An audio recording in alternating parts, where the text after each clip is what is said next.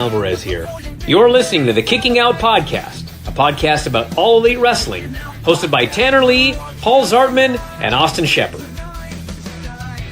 You are listening to the number one AEW podcast, the Kicking Out Podcast, a podcast about All Elite Wrestling, hosted by my favorite host, Tanner Lee, Paul Zartman, and Austin Shepard. So if you want to know everything that's going on in the world of All Elite Wrestling, AEW, then you need to listen to the Kicking Out Podcast. Please tell Thunder Rosa I said hello.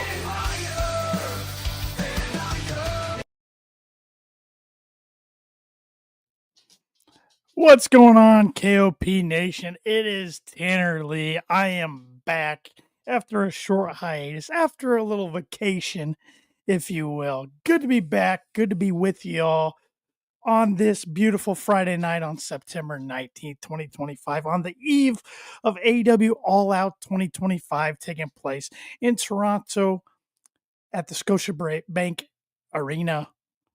And this is the first show I've been on since our Forbidden Door prediction show last month, and the first show that I can proudly proclaim that the KOP title is back home.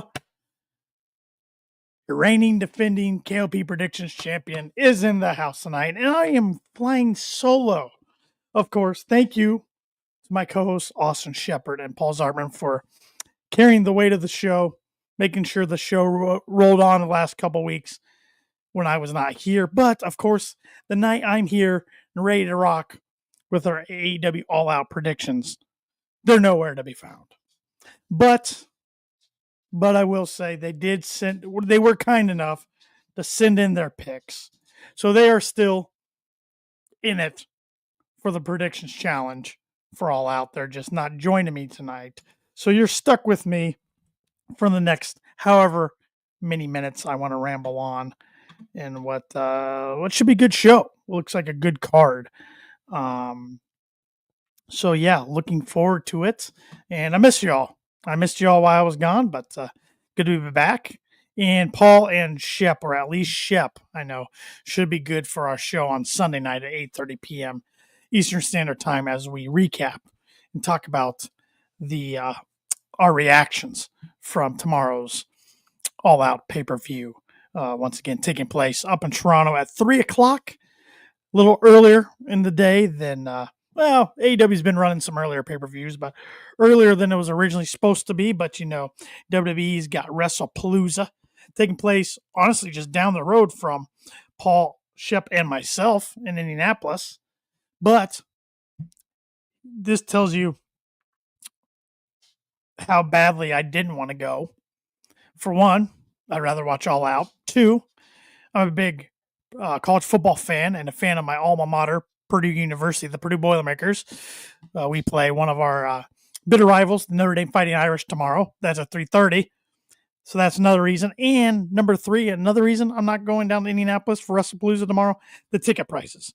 Ticket prices are insane.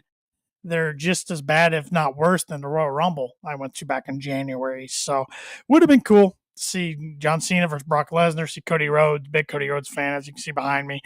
AJ Lee in their first match in 10.5 years. But I'm an AEW fan, more so than WWE. So I'm looking forward to the pay-per-view tomorrow, even though I will be watching the pay-per-view later because, as I mentioned, my Purdue Boilermakers take on the Notre Dame Fighting Irish at 3:30. But anyways, we're not here to talk about that tonight. We're here to talk about our AEW All Out predictions. So I'm going to jump right into it.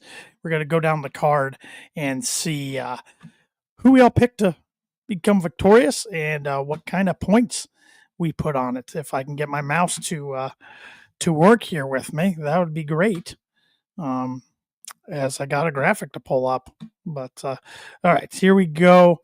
Starting off with, the match that we know is starting off the pay-per-view now, thanks to Tony Khan on the media call tomorrow.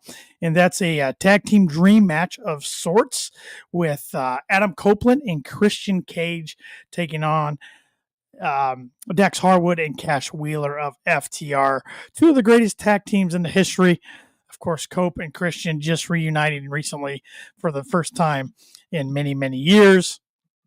And FTR has been doing terrific work ever since they joined AEW back in 2020. But let's see here. Let's see what some of the guys, see who they picked. And I apologize that my mouse is not working with me tonight. I'm trying to get everything situated here. But I'll start off with my picks. I know what I put on this. I am taking Cage and Cope, as Christian wanted to be known. That's what they should be referred to, not Cope and Cage. I am taking them for 6 confidence points. I don't see them losing in Toronto. If it was in another city, perhaps, but I just don't see them losing in their hometown.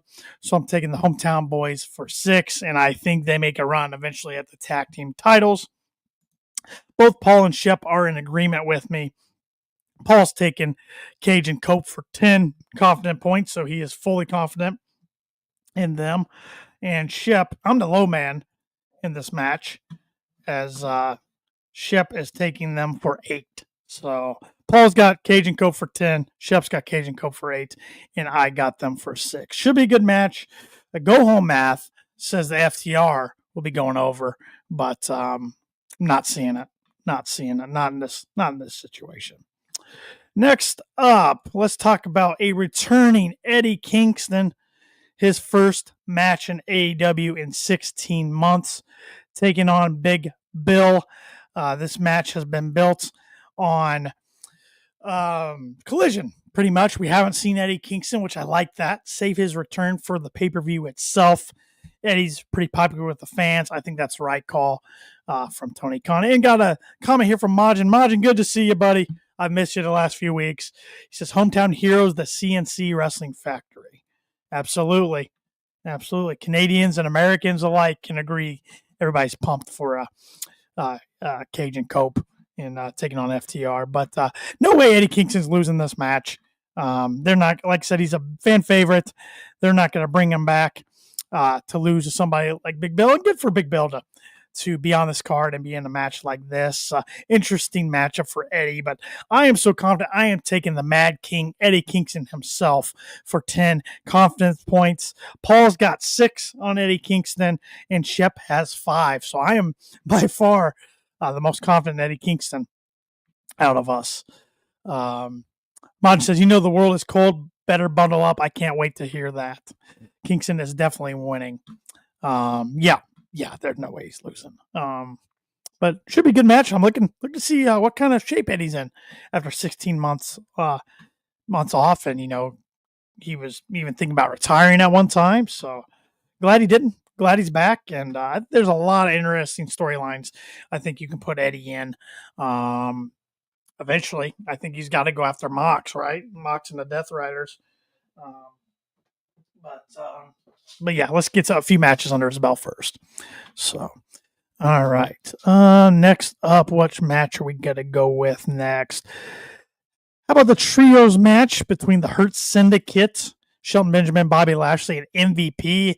If I am not mistaken, this is one of the only matches MVP has actually wrestled in AEW. Taking on Ricochet in the Gates of Agony. I'm surprised they haven't come up with a better name, to be honest. They need a name if they're going to be a long-term team. And this is an interesting one. I honestly thought this one could go either way. Hurt Syndicate is very over with the crowd, with the fans. But, Ricochet's got the history here with the Syndicate. Them making fun of him originally. That's started his heel turn. I could see Ricochet in the Gates of Agony picking up a win via a little cheating, and I don't think it would hurt the Syndicate too much. But Shep, Paul, and myself are all in agreement. Again, that's not going to happen. The Syndicate's going to win. Shep's going pretty confident with 7 points on the Syndicate. Paul's got 4. And I am not near as confident as I am having mouse difficulties tonight. I only got 1 on the Syndicate because, to be honest, I actually had Ricochet in the Gates of Agony until this morning, and I changed my mind. So playing it safe here. Majin talking about Eddie Kingston. He was working with Cesar Bononi, I believe his name is. So I saw he was in good shape. Yeah, I saw that too. Majin said, the Gates of Agony are growing on me. Sorry, Shep. Yeah, I think they're doing good work. That match between, I get their names confused. I need to do better and get their names under wrap. But Toa Leona, I believe is how you pronounce it. I don't know, close enough. He and Bobby's match on Wednesday in Dynamite, I thought was a lot of fun. A lot of fun spots there. That apron spot that he slammed Bobby down. Oh, that had to hurt. I don't care if you're as strong as Bobby Lashley is or not. That had to hurt. So far, myself, Shep, and Paul in agreement, 3 for 3 as far as the victors of the matches. But don't worry. I don't think we're going to agree all across the board tonight. So let's see what match we want to do next. How about the TBS title? Mercedes Moné against the returning Riho, the first AEW Women's Champion in the history of the company. Good to see Riho back. And I like it. I like a different opponent for Mercedes. You all know how I feel about Mercedes. I'm a Mercedes fan. We know Paul's not. Paul's a hater. But even with Paul being a hater, he's starting to get a little wiser with his picks, at least when it comes to Mercedes matches here. And he picked Mercedes for 5. Shep has Mercedes for 6. I'm a little more confident in my girl Mercedes, and I got Mercedes for 9. I just don't think she drops the TBS title right now. It will happen eventually. I think she has to drop it before she wins the world title. Because that's going to happen, folks. Within the next calendar year, Mercedes is going to be your AEW Women's World Champion at some point. But she will have to drop that TBS title, but I don't see her dropping it before she surpasses Jade's reign as the longest TBS champion in company history. So Mercedes 9 belts rolls here, I think. It'll be a good match. I just don't see there's any way she loses that. Majin Toa, I believe it is, has also gotten better at promos too. I've seen a clip of an any promo. One of them cut was pretty good. He also says Rio can't win this. Rio is a draw though, but yeah, it's not going to be to Rio. Hopefully, yeah. Good to see her back though. Good to see her Rio back. I know I've been critical on her in the past on this podcast, but absence makes the heart grow fonder, as they say. So that's the case with me and Rio there. So good to see her back. She can go in the ring. Next up, what match do we have next on the card here? Let's go with the tables and tacks match between Mark Briscoe and MJF. This feud has been going on since, before All In. And we were all wondering when we were going to get this match. Finally getting it now. Don't think any of us thought there was going to be a stipulation such as tables and tacks on the match. But I'm all for it. I think it's going to be an absolutely wild match. Another tough one for me to predict. I honestly was thinking Mark Briscoe again until this morning. And something tells me, MJF's put people over. Don't get me wrong. And I could definitely see him putting somebody over that he respects, like he does Mark Briscoe. No kayfabe there. And, but I still think MJF is going to be the next world champion eventually. And he's got that contract. He can cash in sometime in the future. And I just don't think losing now would be good for your next world champion. So I'm going MJF for 3. But, not too confident there. Shep is very confident in Maxwell Jacob Freeman, going with MJF for 9. And Shep's a big Mark Briscoe guy. So that's interesting. And Paul is actually going with Mark Briscoe, taking the upset for 3 points. That would be huge for Mark Briscoe's career. I honestly think if he loses this match, maybe I finally get my wish and he takes some time off TV. And maybe it's another situation like I mentioned with Rio earlier. Absence makes the heart grow fonder type situation with me and Mark Briscoe. Because I think the dude's entertaining. He can go, don't get me wrong. But he's just gotten stale for me because we see him on TV so dang much. And I think just him taking a little break would would do him good and a lot of the fans. Majin, there's not much in wrestling that makes me uncomfortable, but that line by MJF, how he's got to put another Briscoe on the ground, damn. Yeah, I definitely think that line did exactly what it was supposed to do, and it was supposed to make you feel that way. Struck a nerve, but I mean, let's be honest, like throwing our wrestling minds aside, we know he had a lot of respect for Jay Briscoe and the Briscoes as a whole. But yeah, that's why MJF is a great villain, a great heel. Yeah, that was a good one. Imagine a loss for Max won't hurt him though, especially in this feud.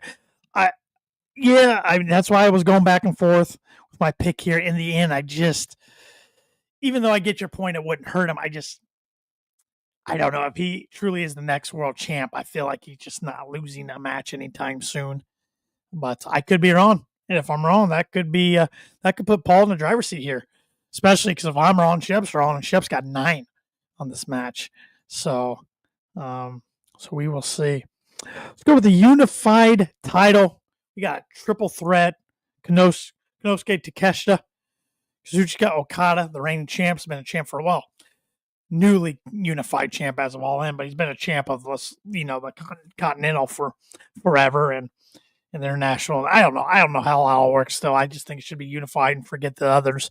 And then Mascara Dorado beat Beast Mortos on Wednesday night in the qualifier match for this, which actually surprised me. I thought Beast Mortos would win that match, but it was a really good match on Dynamite. I really enjoyed it. I'm loving the tease between Takeshita and Okada of the Callis family. I look for coming out of this for them to get into a one-on-one feud. We know Takeshita won the G1. He's got a main event Wrestle Kingdom at Shep's precious Tokyo Dome in January. But now's not the time for him to win this. I'm taking Okada, but I am taking Okada for 5 points. Paul is taking Okada for 1 point. And Shep is taking Takeshita for 2. So Shep going with the upset pick. That shouldn't surprise any of us. Shep's been obsessed with Takeshita for most of 2025. And Takeshita's had a great year, don't get me wrong. But Shep called it that he win the G1 and go on to main event Wrestle Kingdom. And that's exactly what's going to happen. So anything to do with Takeshita and the Tokyo Dome, Shep's precious Tokyo Dome, Shep's going to get on board with. So, yeah. Dorada. I said Dorada. My bad, Majin. Always calling me out for my pronunciations, but that's all right. Somebody's got to hold me accountable. Also says Beast Mortos hasn't won a match in ages, guys. He's the MVJ, most valuable jobber. Yeah, you think you'd get a little more stroke in the company by dating the TBS champ, but is what it is. And I see Majin says the Protostar Kyle Fletcher is the next world champ. So, Majin, are you saying you think Kyle's going to unseat Hangman tomorrow? Or are you saying you don't think he's going to get it done tomorrow, but eventually he's going to get it done in a rematch? I want to know your thoughts there. I got my thoughts, but we're going to save that for the main event because obviously that's going to be the main event of the show with them announcing that Cage and Cope versus FTR is going to kick off the show, which I think's smart move. Smart move. So,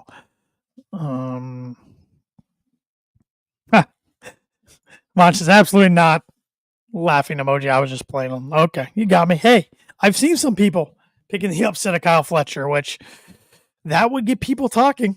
That would get people talking about All Out. And, this card's strong. I think it's got to be a good show tomorrow. But AEW definitely got to do some things to get people talking about this show afterwards instead of the whole wrestling world talking about WrestlePalooza. So maybe that's a trigger they pull to have everybody talking afterwards. It would be a surprising one, but maybe that's what they'll do. I don't know. Let's talk about the tag team ladder match. You got the Young Bucks, Matt and Nick Jackson. You got Brodito, the champs, Brody King, and Bandito. You got Jet Speed with Speedball Mike Bailey, Kevin Knight, And you got Hechicero and Josh Alexander of the Don Callis family. This match is going to be wild. This match is going to be crazy. This match is going to have a lot of high spots. I like flippity flops. I like ladder matches. I'm looking forward to this match quite a bit. Another tough one I thought to predict, just because anytime you get multiple teams in a match, it is going to be a little difficult to predict. We'll start with Paul's pick here. Paul is taking Brodito. He's picking the champs to successfully defend their titles with 2 confident points. I'm in agreement with Paul. I am taking Brodito for 2 confident points as well. But Shep has a team walking out of All Out as new tag team champions, and that is the Young Bucks. I do think if there was any of the teams in this match to take it off of Brodito, it would be the Bucks, but I don't see it happening. Here's a bold prediction for you all. And I wish Shep and Paul were joining me to get their reactions. You know, we've seen it teased a lot on BTE lately, them getting notes, them getting a knife in the mail this past Monday with a note about getting stabbed in the back. Well, who's been making knives lately on social media? Who have we not seen this year on AEW television? Who has been last we knew, aligned with the Young Bucks? How about the scapegoat himself, Jack Perry? What if the Bucks are ascending up the ladder, about ready to win the tag team titles, and then Jack Perry appears in the ring, but instead of pushing an opponent over and helping the Bucks, he pushes the Bucks over, costing them the titles.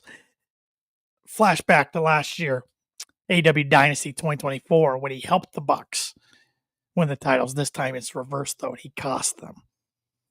Maybe it's not time for that yet, but I think we're going to see the scapegoat back on our TV soon.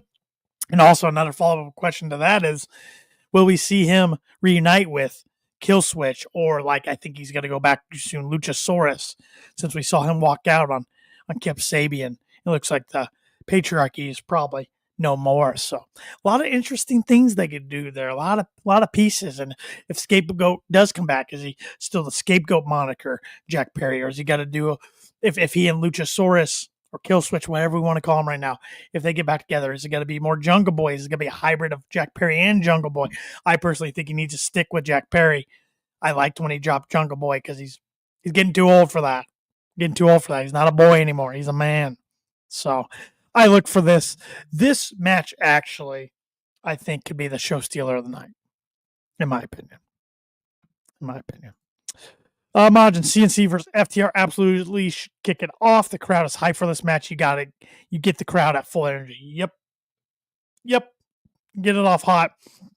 And shout out to the Canadian crowd Wednesday night on Dynamite. Awesome crowd.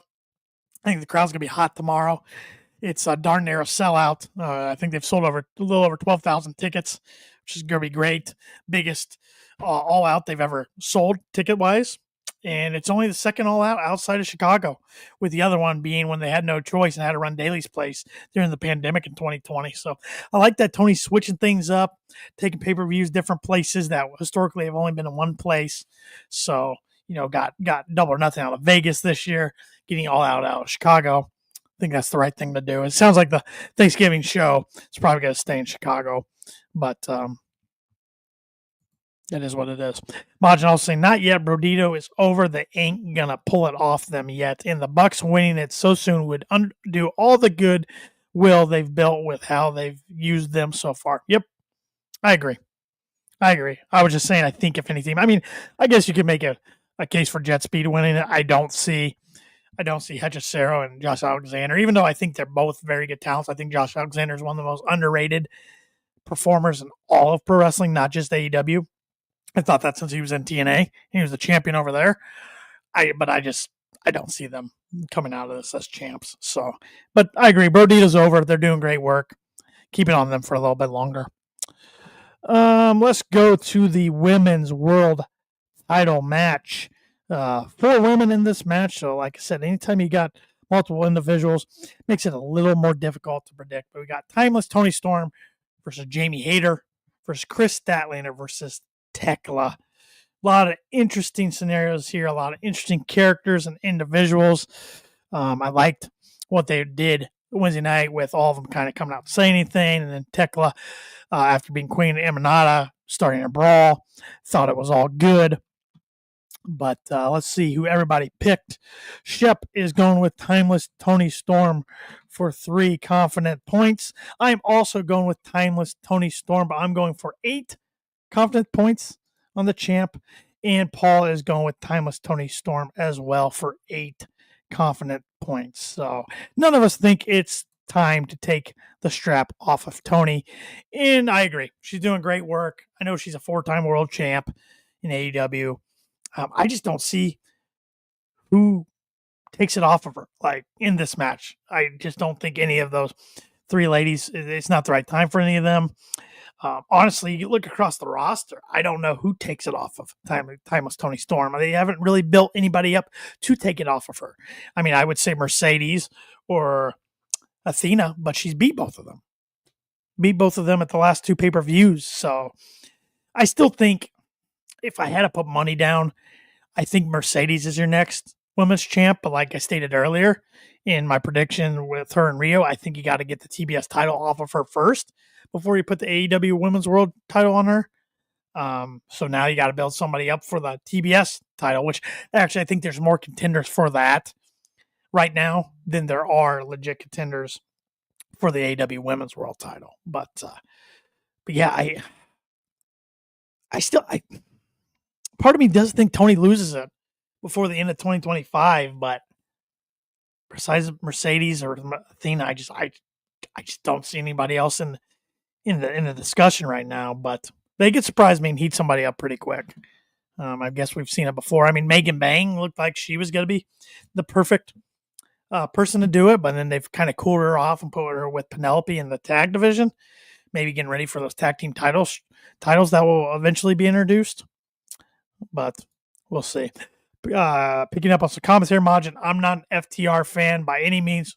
We are aware of that. But I do feel sorry for Dax breaking his nose. You saw Christian clocked him with the mic. Oh, yeah. Busted him right in the snoz. Yeah, right in the snoz. Majin says, and new Chris Statlander. The only way I could see that is if Marina Shafir and the Death Riders got involved. And maybe she eventually ultimately joins them. But this is the first time she's challenged for the title in 4 years, which is pretty hard to believe. Majin is disagreeing. He said, it is time, though. She's doing great work, but at the same time, people are starting to not care about the title because she's held it for so long and beating all the talent, as you said. Yeah,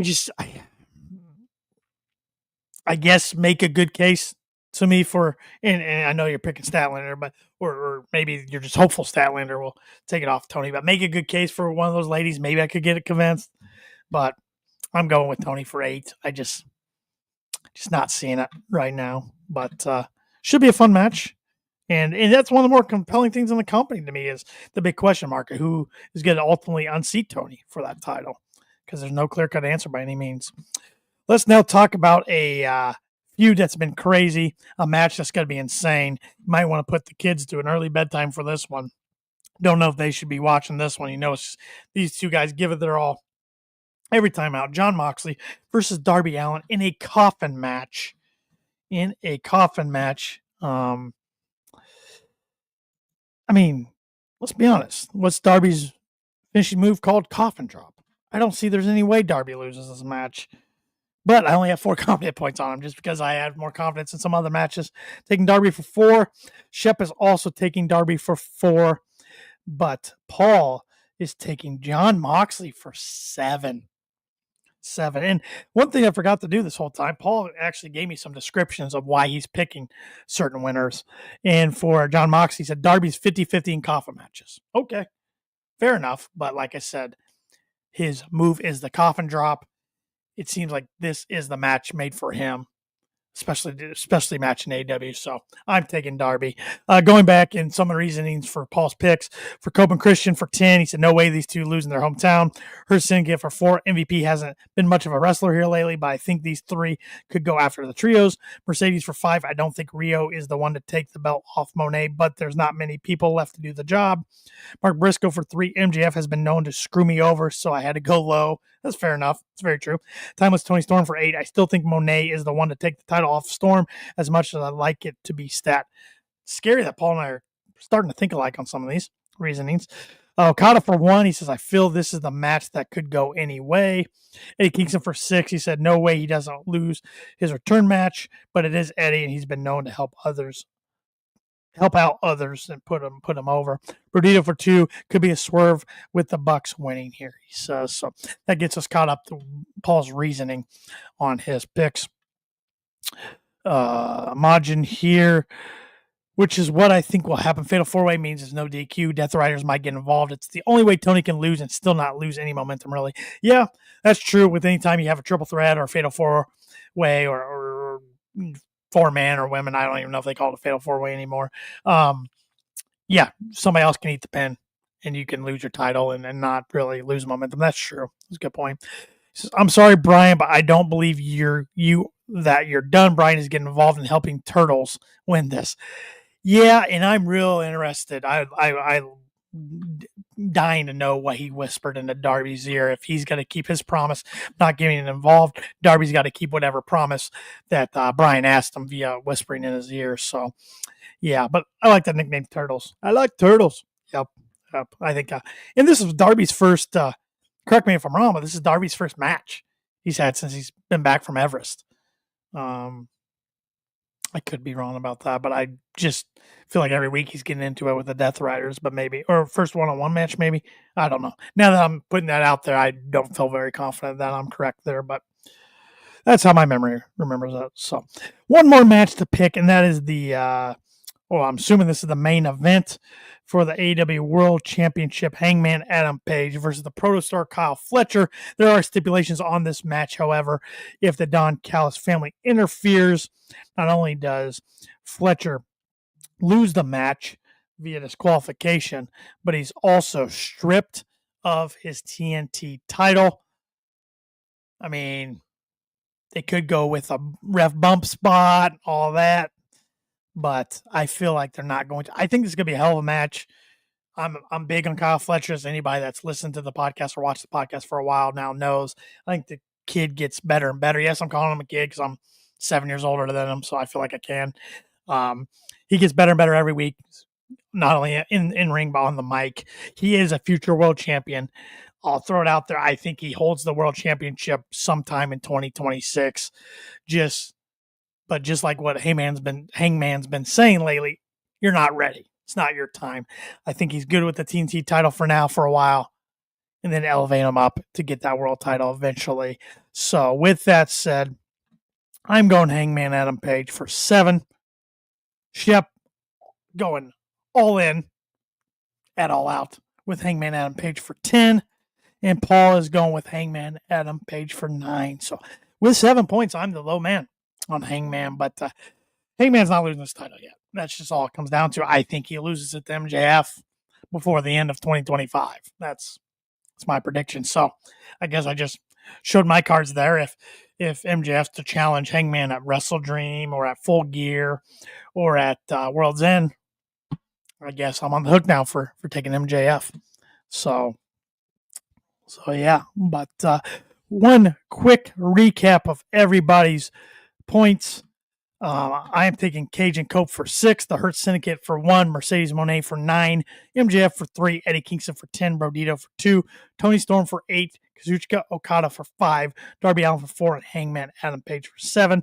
Paul is taking Cage and Cope for 10, the Hurt Syndicate for 4, Mercedes Moné for 5, Mark Briscoe for 3, Eddie Kingston for 6, Brodito for 2, Tony Storm for 8, Kazuchika Okada for 1, Jon Moxley for 7, and Hangman Adam Page for 9. And Shep's taking Cage and Cope for 8, the Hurt Syndicate for 7, Mercedes Moné for 6, MJF for 9, Eddie Kingston for 5, the Young Bucks for 1, Tony Storm for 3, Kenosuke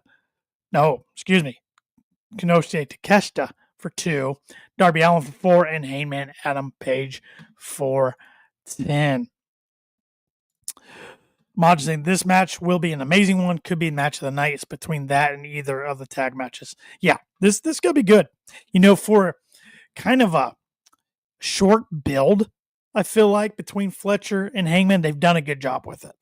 they've done a good job with it. I was relieved to see Fightful walk back the report that they initially reported of Wardlow originally supposed to be in the guy in this place to have Fletcher, and then they found out that was inaccurate, and it was supposed to be Fletcher all along, but Wardlow was supposed to have a big storyline and big match at that pay-per-view. I was glad to see that because that made me even feel more heartbroken for Wardlow than I already am, because the dude just can't stay healthy, and I was looking forward to seeing him in the Callis family, to be honest. I know that got shit on by a lot of people, but I was really looking forward to it because the Callis family is stacked across the board.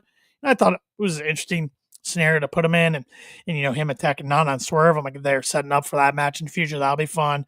Just felt gutted for the guy, but at least I guess he wasn't supposed to challenge for the world title as of now, and that was always supposed to be Fletcher. So that makes me feel a little bit better about it, but still I hope Wardlow makes a speedy recovery. And because I'm a big fan of Wardlow, like everybody that's listened to this pod for a while knows, and just feel gutted for the dude. He just can't stay healthy. He's just got bad luck.